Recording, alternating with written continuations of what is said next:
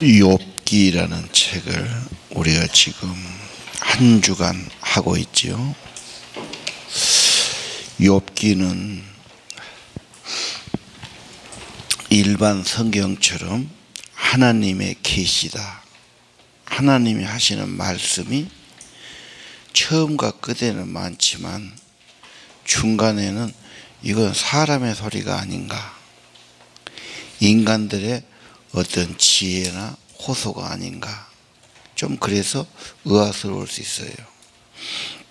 성경에는 물론 많은 부분이 하나님의 계시, 율법 이런 게 있어요. 그러나 또 하나 인간의 경험들도 들어있단 말이에요. 이건 뭐냐면 지혜서라는 겁니다. 지혜서의 특징은 인간들이 어떤 마음가짐을 가져야 되는가, 삶의 자세를 어떻게 할 건가, 주로 마음과 자세를 말하고 있습니다. 그리고 우리가 하나님께만 관심 갖다 보면 인간의 문제는 소홀히 되지요. 그래서 좀 균형을 가질 필요가 있다. 물론 하늘도 중요하지만 현실도 중요하지요. 하나님도 중요하지만 우리 인간들의 어떤 문제나 고민이나 어려움도 물론 생각해야 돼요. 그래서 좀 균형을 잡아주는 거다. 그 핵심은 시편이 있어요. 시편은 우리가 아는 것처럼 기도도 있고 찬양도 있고 감사도 있고 호소하고 한탄하는 게 섞어져 있죠. 그래서 시편은 좀 종합적인 거예요. 반면에 잠언은 뭡니까? 잠언은 마음가짐, 삶의 지혜를 많이 보여주죠. 그 욥기는 뭡니까? 실제 살다 보면 우리 인생에 억울하고 부당하고 뭔가 잘못되어 있고 뭔가만 그런 고민되는 일이 많지 않습니까? 그런 것을 뭐 없다가 아닙니다. 실제 우리의 삶의 현실. 그래서 욥기에서 여러분 사업에 어려움 올 수 있지요. 자식 때문에 속상할 수 있지요. 몸의 건강 때문에 고민하지 않습니까? 욥기 1장 2장에 크게 다 나오지 않습니까? 자, 살다 보면 그런 삶의 문제들 때로는 감사하지만 항상 감사할 수 없지 않습니까? 때로는 불만스럽고 때로는 믿지만은 때로는 의심스럽고 이런 걸 어떻게 하느냐? 하나님께로 가져가지 않습니까? 불신자들은 자기 혼자 우물쭈물하고 그냥 덮어버리고 딴 걸로 갑니다. 그러나 이 삶의 진짜 문제들을 그래도 전능하신 그분에게 가지고 간다는 게 좀 다르죠. 우리 3장을 한번 잠시 돌아봅시다. 3장 20절 이하를 보니까 욥이 엄청난 비극을 당했어요. 정말 이제는 살 힘도 없고 너무도 속상하고 너무도 절망스럽고 너무도 고통스러우니까 20절에 뭐라고 해요? 비참하다 그러게. 정말 비참하다.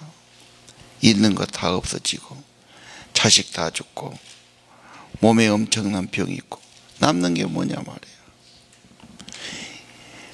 이 입절에 그러죠. 비참한 자에게, 괴로운 자에게 사는 것 자체가 괴롭다는 겁니다. 그런 사람이 있겠습니까? 없겠습니까? 있겠지요. 항상 감사하고 뭐 하늘에 살고 막 믿음 갖고 물론 그런 분도 있겠지만 살다 보면 이런 어려움을 겪는 사람도 있다 이 말입니다. 우리는 네가 꼭 잘못해서 그러지만 그렇게 잘못이 아니지만 선한 사람도 교통사고로 한순간에 가기도 하고 꼭 그것을 죄 때문이라고 정죄하기도 어려운 일이 아니냐고 말입니다. 너무도 현실적이에요. 21절 죽기를 바라요. 너무너무 죽은. 왜? 사는 게 괴롭고 비참하니까. 엄청난 비극을 당할 때 속이 상해서 죽는 것이 편하다. 그래서 자살하지 않습니까? 받기를 바란다고. 22절 무덤에 들어가면 얼마나 좋겠느냐. 그 말은 여기는 아무 희망도 없고 누구도 없고 그냥 빨리 내가 없어지는 게 가장 편하다 이 말이에요. 죽어서 무덤에 들어가는 것이 제일 좋다 그 말이에요. 23절 미래가 안 보여. 비탄에 빠져. 절망스럽지. 인간의 눈으로 보면 절망스러울 때가 왜 없겠습니까? 이런 게 없다면 어떻게 보면 아직 인생이 성숙이 안 된 거죠. 인간은 다 이런 경험도 있고 이런 지경도 빠지기도 하고. 24절 한숨 때문에 먹지를 못해. 소화도 안 돼. 속이 상해서 한숨만 나온단 말이에요. 먹을 수가 없어요. 탄식이 막 쏟아져 나온다. 자, 그래도 뭔가를 표현한다는 건 좀 나아요. 시적인 표현입니다. 뭔가를 표현하지 않습니까? 25절 두려움이 있었고 무서운 것이 있었어요. 사람은 그렇게 잘 살아도 그렇게 믿음 좋아도 인간은 순식간으로 두려움이 생기고 불안이 오고 그런 겁니다. 26절 나에게는 평안도 없고 쉼도 없고 안식도 없고 있다면 고통밖에 없구나. 이건 우리들의 실제 경험이 아닙니까? 성경의 특징은 대단히 현실적이고 정직하게 우리의 삶을 보여준다는 겁니다. 그래서 언제나 지혜에서는 같이 보는 게 좋다. 욥하고 조금 볼 수 있는 게 잠언의 지혜들, 시편의 그런 탄식과 기도들, 찬양들, 감사들 같이 봐야 된다. 하늘의 일도 중요하고 하나님의 것도 중요하지만 때로는 인간적인 거, 우리 현실 문제도 중요하다고 말해요. 그래서 성경에는 이런 5가지의 지혜서가 들어있다.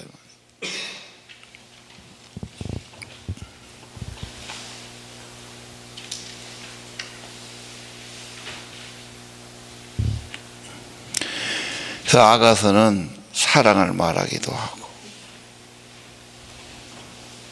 전도서는 인생의 허물을 말하기도 하고, 욥기는 고난과 어려움을 말하기도 하고, 지혜서가 참 귀하다.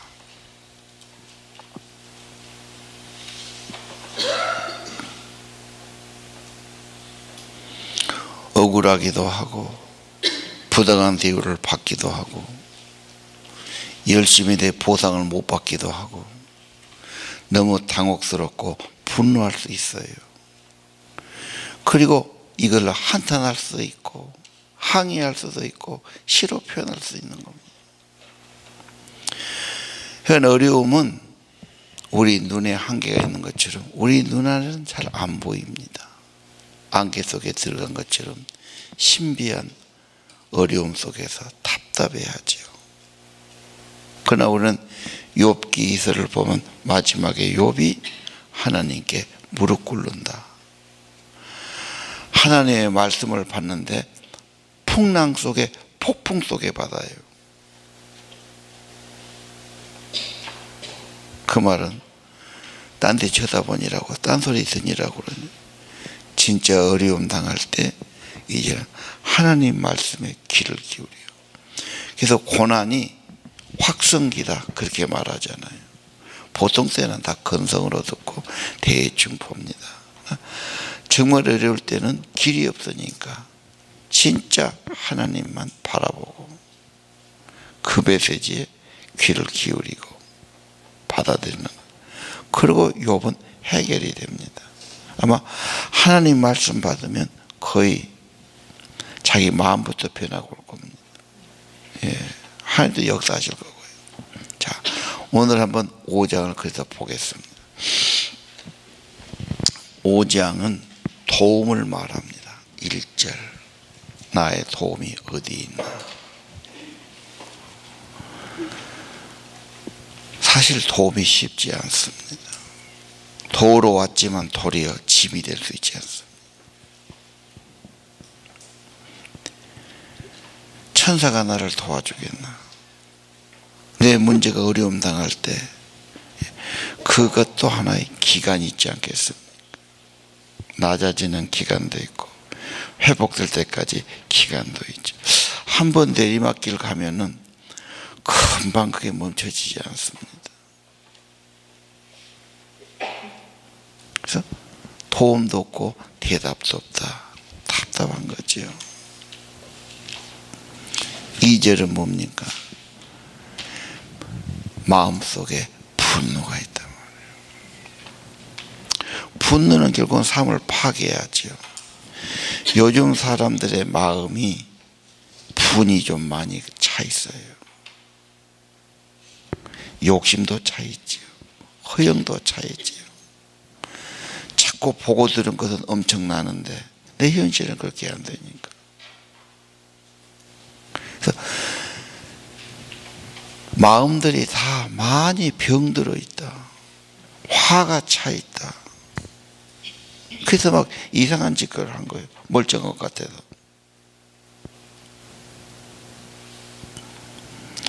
(3절) 어리석은 사람들. 잠시 된 것 같지만 그것은 모래에 집을 짓는 것처럼 위험하지. 아니, 뭔가 좀 얻을수록 위험한 겁니다. 어리석은 사람들.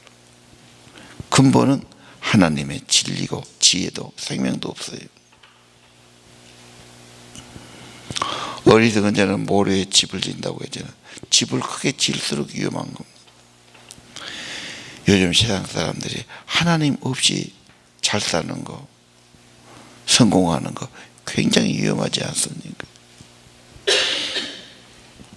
자, 어리석은 자는 자기만 어리석지 않죠. 4절에 자녀들까지 영향을 미칩니다. 가족들 영향을 주지요.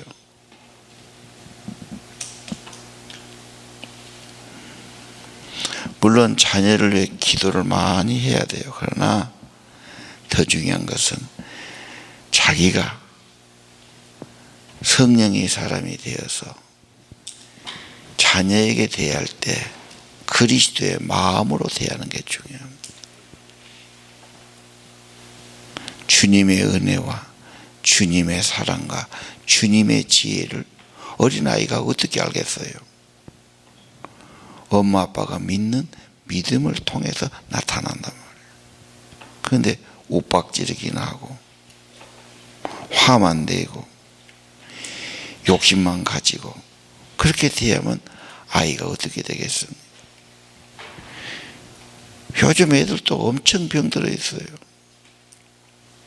이번에 화순에서 어떤 애가 담배 핀다고 선생님이 고등학교 1학년인가 교무실에 불러서 뭐라 했더니 학교 안 다닌다고 뛰쳐나가갖고는 지가 아파트에 올라가서 6층에서 떨어졌는데 얘가 내 대사가 왔지요.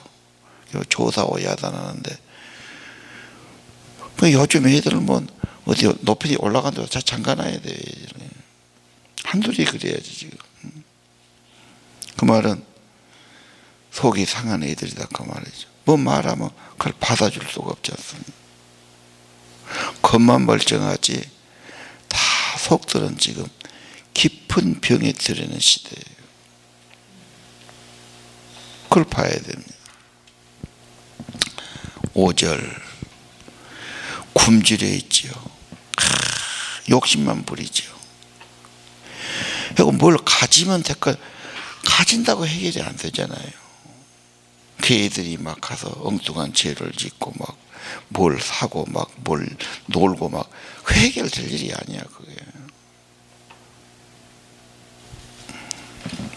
이 시대가 분노고 탐욕이고 어리석음이고 여러분 그렇게 안 봅니까? 저 어디 시골 산골에서 사냥반들이나 모르겠어 좀 손바닥에 살지 모르지만 이거 제대로 마음 먹고 살기 어려운 시대입니다. 하나님이 없으면, 기도가 없으면, 하나님 없는 인간 자체의 마음이 어두워지고 상실되어 있지 않습니까? 그럼 뭐가 있어? 그 속에 세상 욕심밖에 없고 죄밖에 없지요. 뻔한 거 아닙니까? 전도해야 될 너무 분명한 원칙이 거기 있습니다. 자, 6절. 악은 어디서 왔나? 불행은 어디서 왔나? 뭔가 심은 자가 있고 뭔가 문제를 시작한 사람이 있겠지.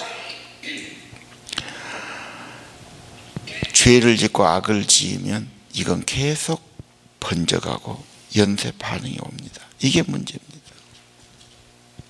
자, 그래서 오늘 7절, 인생은 문제를 갖고 태어났다. 불티가 하늘로 오른 것처럼 인간은 문제 덩어리다고 말해요. 고난을 갖고 태어나기도 하고, 죄를 갖고 태어나기도 하고, 교만을 갖고 오기도 하고, 인간의 수없는 문제, 이걸 어떻게 해결할 수 있겠습니까? 평생 그렇게 급급하다가 바람처럼 한 줌의 흙으로 사라지는 것이 아니겠습니까? 자, 오늘의 답이 여기 있습니다. 8절. 하나님을 찾고 그 문제를 하나님께 호소하고 맡기라고 말해요. 물론 그런다 해서 금방 되는 게 아닙니다.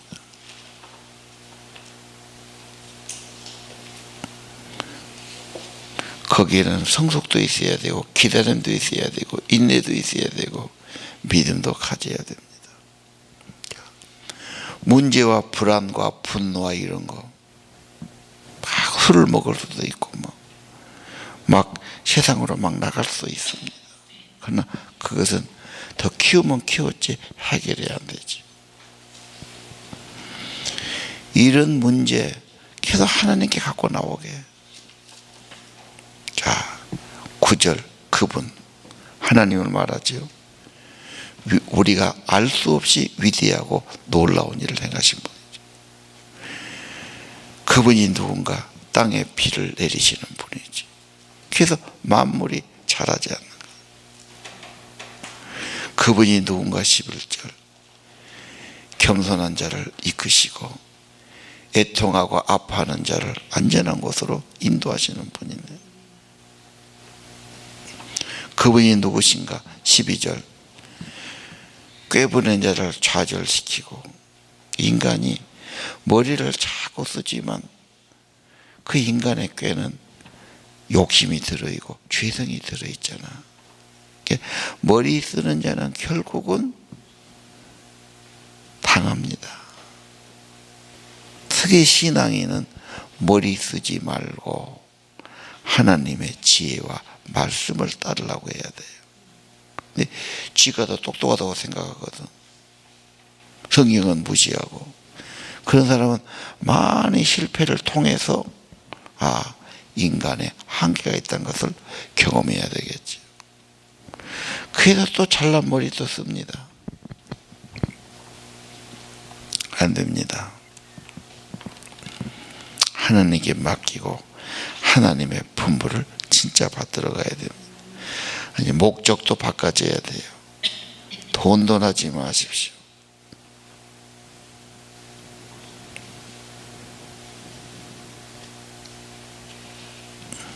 (13절) 지식을 믿는 자들 넘어지게 하시고 사악한 계획을 뒤엎으신다. 세상의 어려움이 많은 문제가 자기 머리, 자기 지식, 그게 얼마나 되겠어요? 자기가 본 책이 얼마나 되며 자기가 하는 게, 설령 그게 옳다 해도 인간의 마음에 탐욕이 들어서 잘못되기 쉬워요. 병들어 있고요. 믿음은 자기를 내려놓고 나는 아무것도 아니고 죄라고 고백하고 주님의 담을 따라가는 거죠. 14절 그 자기 꾀만 믿고 죄만 부르는 사람들 밤이 된단 말이죠. 더듬거린단 말이죠. 길이 안 열리죠.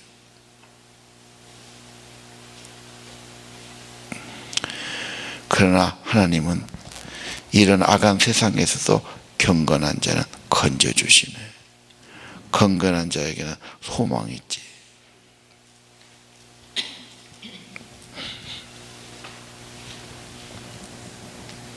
그러나 이런 옳은 말을 해도 욥은 받아들일 자세가 안 되지. 너무도 아픔이 크지요. 기간이 필요하지요. 하나님을 찾는 지혜를 찾고 상담을 하고 기도를 하고 과정이 좀 필요해요. 밥도 뜸을 좀 들여야 되잖아요. 음식도 좀 숙성을 해야 되지 않습니까? 어쩔 수 없어요. 자, 8절과 짝을 이어서 17절 하나님께 꾸지람 받는 자는 복이 있다. 그분의 징계를 거절하지 말아라. 욥이 생각할 때 자기는 잘못이 없어. 그래서 억울한 거예요. 내가 뭘 잘못했는데 내가 왜 이런 어려움을 겪어야 되나. 이건 참 알 수 없는 비밀에 속한 거죠. 상처를 입혀서 싸매주시고 매를 때려서 치료해 주신 분이시다. 6번에서 공경에서 건져주시고 7번의 공경이 와도 자네 해치지 못하게 하실 것이네. 굶주림에서 죽음에서 전쟁의 칼에서 구원해 주실 것이네. 자, 하나님이 얼마나 우리들의 보호자가 되시고 선한 목자가 되시고 특히 21절 사람들은 시기도 있고 잘된 것도 못 보고 뭔가 마음이 상해갖고 뒤에서 비난합니다. 이게 엄청난 겁니다. 좀 잘 나가는 사람, 앞에 선 사람 다 끄집어 내리려고 그러고 그걸 못 봐주는 세상입니다. 비난받지요. 그 인간의 무수한 비난에도 하나님이 지킬 것이다. 두려울 것이 없네.